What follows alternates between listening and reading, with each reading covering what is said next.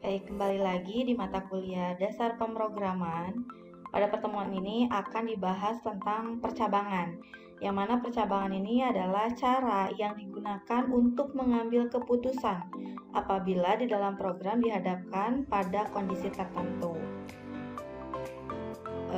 Jadi ada kondisi-kondisi tertentu, maka harus digunakan percabangan gitu. Jika maka gitu kan. Nah, percabangan ini ada 3 jenis. Ada if ketika kondisinya satu.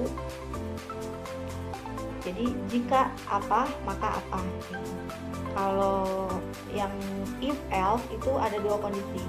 Jika apa maka apa atau apa gitu.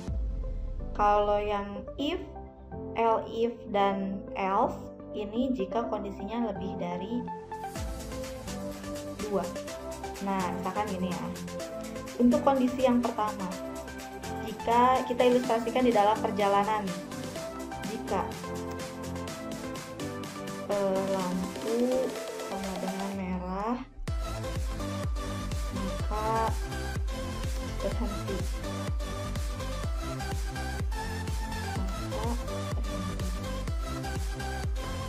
Udah gitu, satu kondisi. Kalau untuk 2 kondisi misalnya, jika nilai lebih besar sama dengan 75, maka lulus. Jika tidak, atau else ya, jika tidak, maka tidak lulus. Ini contoh ketika dihadapkan dengan dua kondisi. Jadi ada 2. Jika nilai lebih besar daripada 75, maka lulus. Jika tidak, selain dari kondisi ini, maka tampilkan tidak lulus gitu. Atau misalkan untuk yang lebih dari 2 kondisi.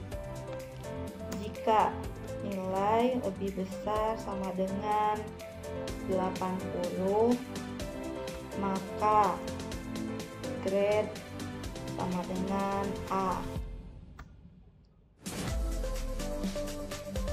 Else if atau jika nilai lebih besar sama lebih kecil kali ya, lebih kecil sama dengan 70, 80, maka grade sama dengan B. Jika tidak, else. Jika tidak, maka kondisinya bukan yang pertama ataupun yang kedua. Langsung saja kita sebut maka tidak ada nilai. Misalkan seperti itu, ilustrasi di dalam kehidupan sehari-hari. Oke, kita langsung saja. Bagaimana sih menuliskan percabangan if ya di Python? Oke, kita sudah buat nih. Sebelumnya saya sudah buat file Python di folder atau di project belajar namanya kondisi1.py. Misalkan kita punya satu variabel namanya angka dan kita tuliskan 5. Kemudian kita mulai masukkan percabangannya if jika angka lebih besar dari 5 dari 0. Oh ya, jangan lupa titik 2 sebagai kita biar mudah. Saya suka kalau ngoding itu sambil dibaca gitu. Jika angka lebih besar dari 0 maka itu anggaplah titik 2 ini maka print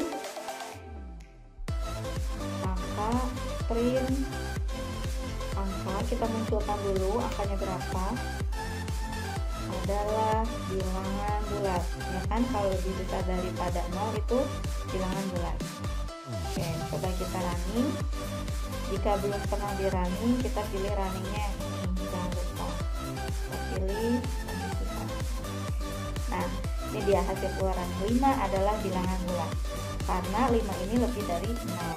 Oke, bagaimana jika angka ini berisi kurang dari 0? Apa yang akan terjadi? Akan menampilkan apa? Coba kita masukkan -1 ya, kurang dari 0.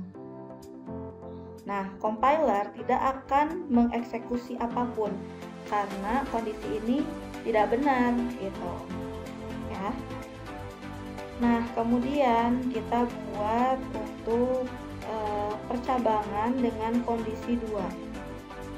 Kita pakai else. Nah, untuk menuliskan if else atau elif itu harus di sini ya. Perhatikan indentasinya gitu. Else, atau jika tidak maka print panggil dulu angkanya biar muncul, koma adalah bilangan ini bilangan positif biar mudah. Ini bilangan negatif kalau kurang dari ini.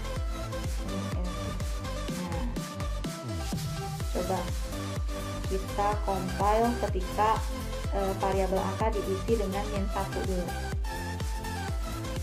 Nah, akan terjadi maka compiler menampilkan kondisi yang kedua, pernyataan yang kedua. -1 adalah bilangan negatif yang ini karena angka tidak lebih besar daripada 0, ya kan? Kebalikan dari kondisinya gitu. Paham nggak? Ini, jika angka lebih besar dari 0, maka print angka adalah bilangan positif kan? Nah, kalau tidak, kebalikannya, angka adalah bilangan negatif. Nah, -1 ini lebih kecil kan? Tidak lebih besar daripada 0 kan? Berarti yang dieksekusi itu pernyataan yang kedua, statement yang kedua. Berbeda ketika misalkan di sini 2 kan lebih besar dari 0. Kira-kira mana yang lebih eksekusi, pernyataan 1 atau pernyataan 2? Tentu pernyataan yang pertama. 2 adalah bilangan positif, ya kan? Nah, seperti itu. Kemudian bagaimana untuk membuat kondisi lebih dari 2? Oke.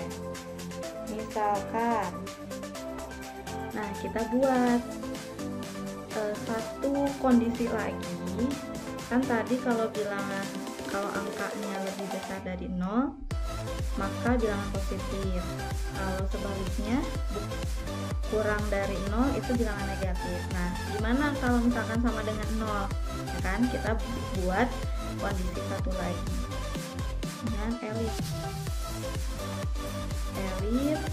angka sama dengan 0. Ini ada yang mesti ingat, operator perbandingan ya. Maka print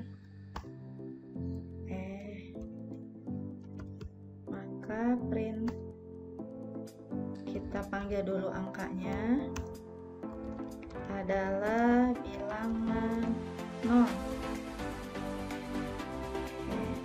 Coba kita tulis kalau misalkan angkanya 0. Nah, angkanya 0 kan?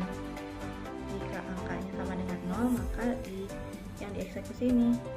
Jadi cara kerjanya tuh seperti yang diilustrasikan dalam slide ini. Nah,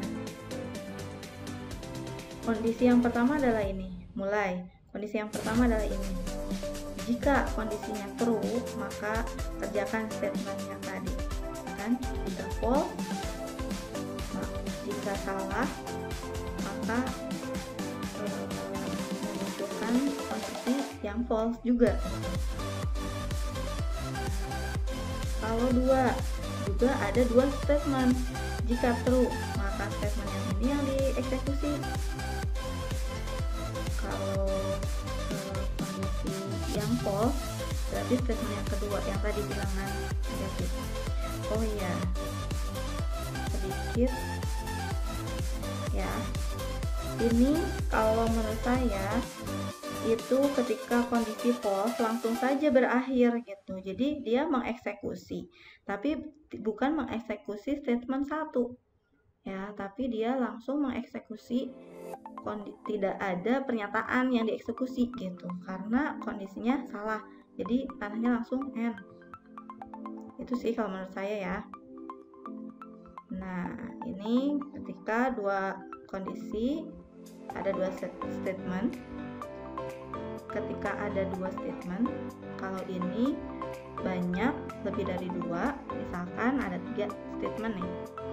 Jika kondisi yang pertama itu menyatakan benar, maka statement pertama yang dikeluarkan. Jika salah, maka cek kondisi yang kedua, apakah benar? Jika benar, munculkan statement yang kedua. Jika masih salah lagi di kondisi kedua, maka munculkan statement ketiga gitu. Nah, sama halnya dengan ini. Angka sama dengan 0. Jika angka lebih besar dari 0, maka print angka adalah bilangan positif. Ini lebih besar sama dengan 0 enggak? Enggak, bukan. Kita cek kondisi yang kedua. Angka sama dengan 0. Maka print angka adalah bilangan 0. Oh iya, angka sama dengan 0, berarti eksekusi yang ini. Ketika ini bilangannya min 2 misalkan. Nah, jika angka kondisi yang pertama ya, jika angka lebih besar dari 0, maka angka bilangan positif ya, positif ya, bukan kan? Tidak lebih besar daripada 0 kan kalau min 2. Bukan, berarti tidak mengeksekusi ini. Cek kondisi yang kedua, elif, angka sama dengan 0. Benar nggak sih angkanya sama dengan 0? Bukan. Maka yang di print itu kondisi yang ketiga, yang selain kondisi 1 dan pernyataan 1 dan pernyataan 2. Maka pernyataan yang ketiga atau statement yang ketiga yang dieksekusi. Oke, bagaimana kalau misalkan angkanya bisa kita inputkan gitu? Coba, gimana ya biar bisa kita inputkan angkanya? Misalkan kita buat angka.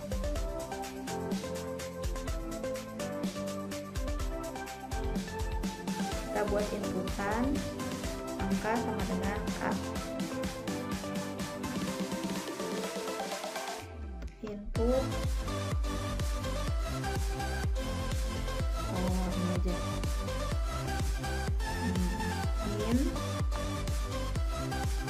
input